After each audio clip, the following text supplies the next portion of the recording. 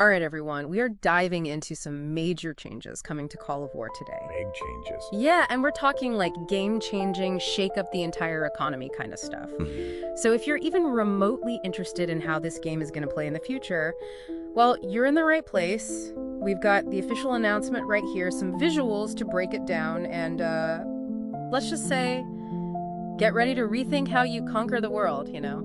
Yeah, absolutely. Okay, so first things first, right out the gate, goods and rare materials. Gone. Vanished. You are left with fuel, food, and steel as your primary resources. So tell me, what's going through your head as a seasoned Call of War player?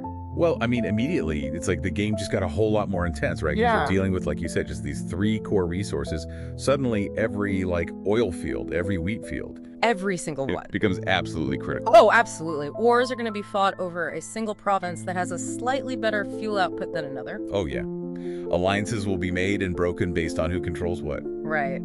And speaking of which, controlling territory, the devs are introducing two new rural province layouts. We've got the classic balanced 4-1-1 for all you folks who like to keep your options open. A little bit of everything. Exactly.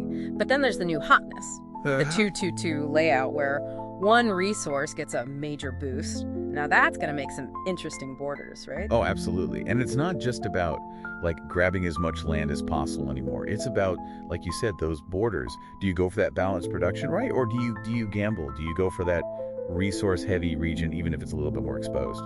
Yeah. And it's not just about land anymore. This affects unit production too, right? Remember the days when you could just churn out tanks with just mountains of metal? Just endless tank spam. Yeah, those days are over. Over. Now, even building up your Air Force requires a serious look at your resource logistics. Check this out. Interceptors, those hungry pilots, they're going to be chomping on your food supply now. They need their energy. They do. And bombers? Forget about it, those long-range bombing runs. They're going to drain your oil reserves faster than a bomber, I guess. And that's what I think is so exciting about this, right? It's not just about, production capacity anymore. It's about specialization. It's about trade. Oh, 100%. Imagine, right, you want to rule the skies. You want to be the king of the skies. Well, you better make sure that you control those oil fields. Or you have a very good friend who does. Exactly. Someone you can trust. This is going to breathe new life into diplomacy, into strategic partnerships. Yeah. You might have to make deals you wouldn't have dreamed of before. I'm already thinking, what if I control steel? Ooh. Could I be the ultimate arms dealer? The Switzerland of Call of War. Yes. Or maybe I corner the food market, right?